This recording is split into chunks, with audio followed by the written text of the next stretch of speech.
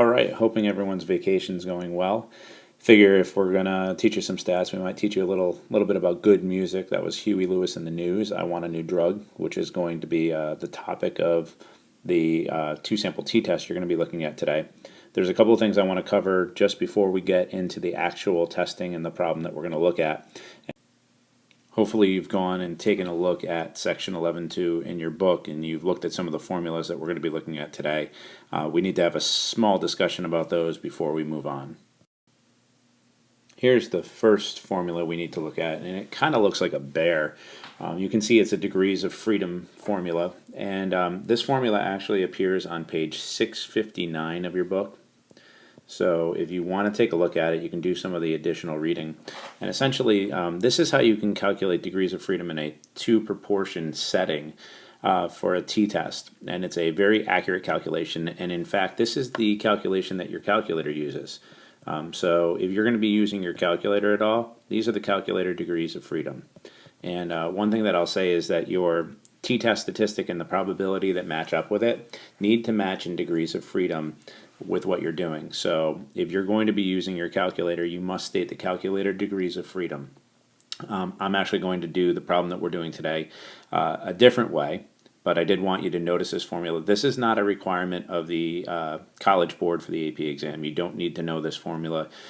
Your calculator will spit out these degrees of freedom and you should know where they're coming from. So I highly suggest you look on page 659 for a little bit more of an explanation of this.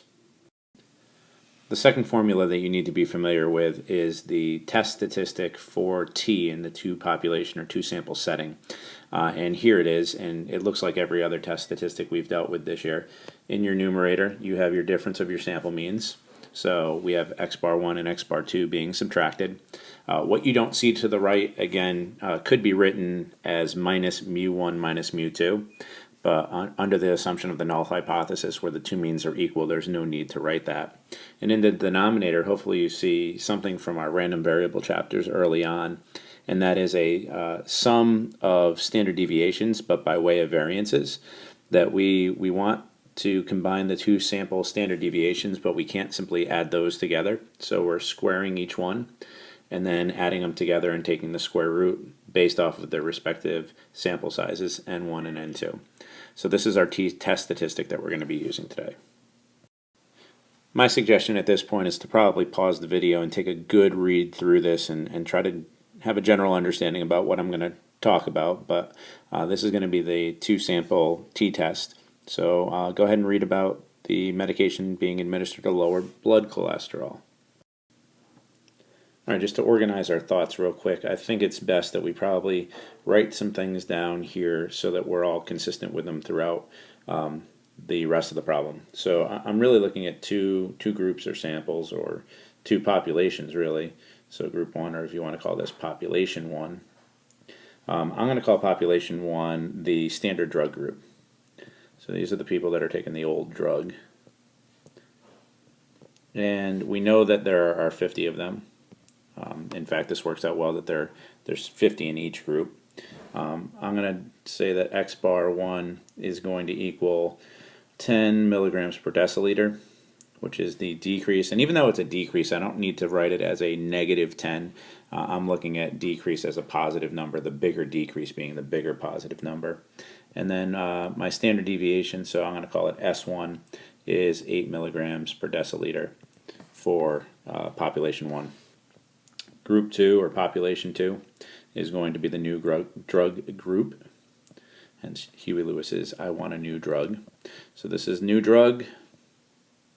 And again, the statistic x bar sub 2 is the 18 milligrams per deciliter. And S2 is going to be 12 milligrams per deciliter.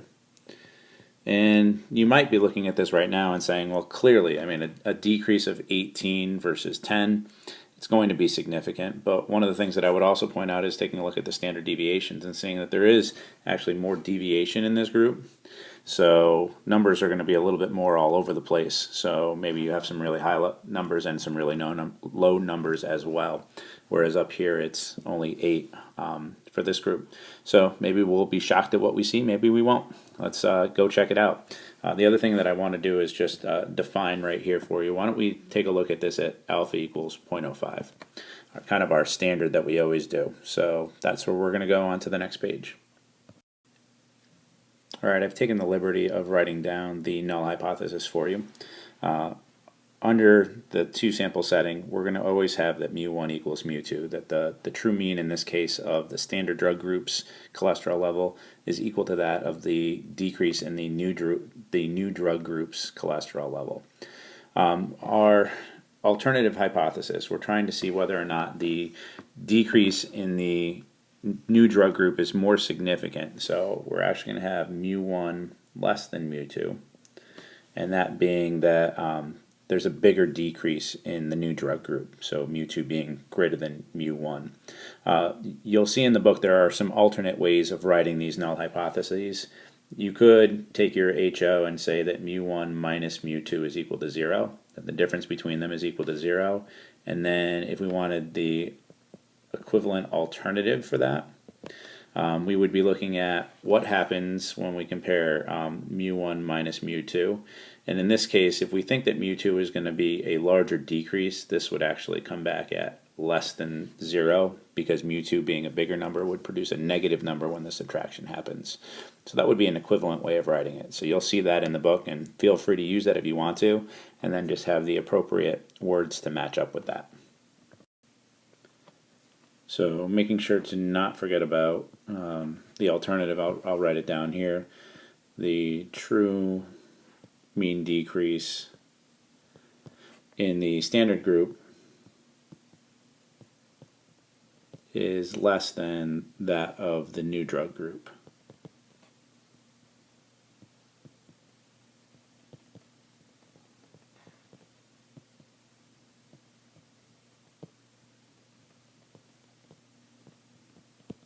I'll put an exclamation mark because that's a lot of words.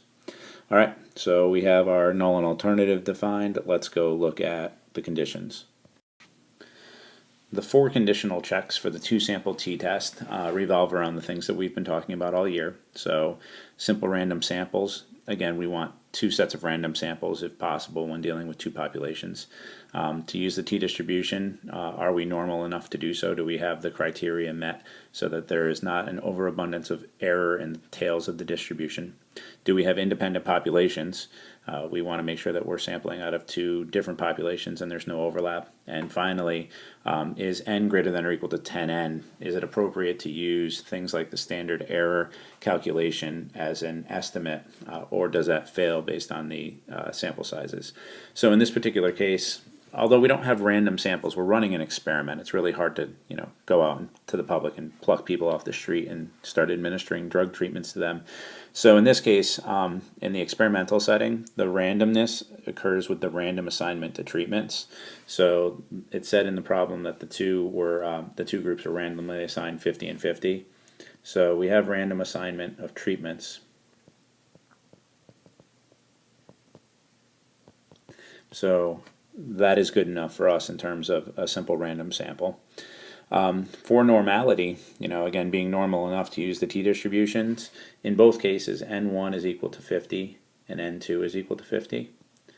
We don't have anything that we can graph. We have no information about the normality of these, but we do know that they are both greater than or equal to 30. So by the central limit theorem, we can say that these are going to be approximately normal. So once again, a check on that condition. For independent populations, again, we're talking overlap. It's not possible for someone to be in both the new drug treatment group and the standard drug treatment group. So it's really impossible to be in both groups. And that's really what we're concerned with here with independence. And then population size. In this case is n greater than or equal to 50 times 10 or 500. And we would want that for n1 and n2. Again, both of these being 50. And I think that it would be safe to assume that probably people that qualify to take the drug having this overabundance of cholesterol is probably greater than or equal to 500.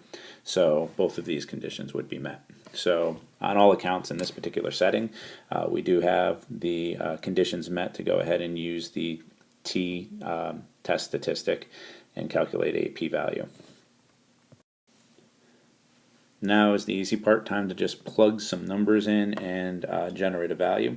So I'm going to go ahead and throw in my x bar 1 number, which was 10 minus 18 all over the square root. And then we have an 8 squared over 50 plus a 12 squared over 50. So that's going to generate my t-test statistic.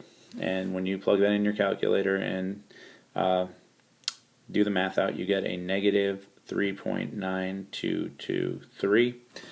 And that's a pretty large t-value in terms of distance from 0, so that may lead us to already start believing that we have some significant results here.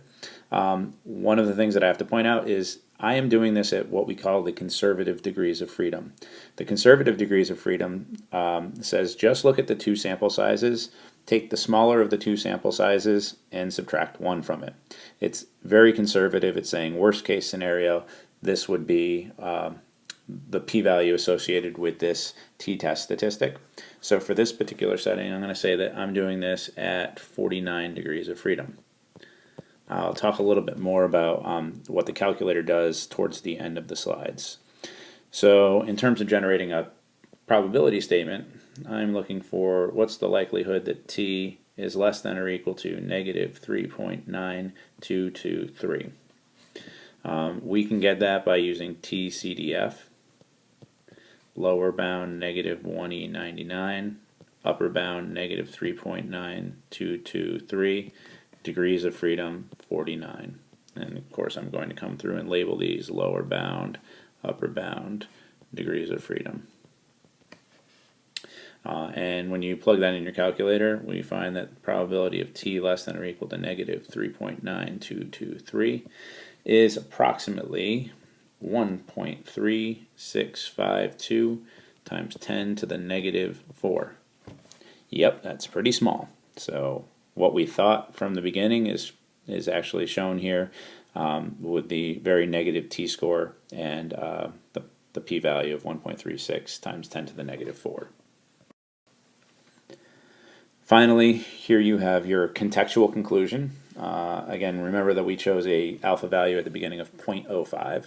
So our p-value is definitely less than 0.05, which leads us to reject the null hypothesis in favor of the alternative, that in this case, the true mean decrease in blood cholesterol of the new drug group is significantly more than that of the standard drug group.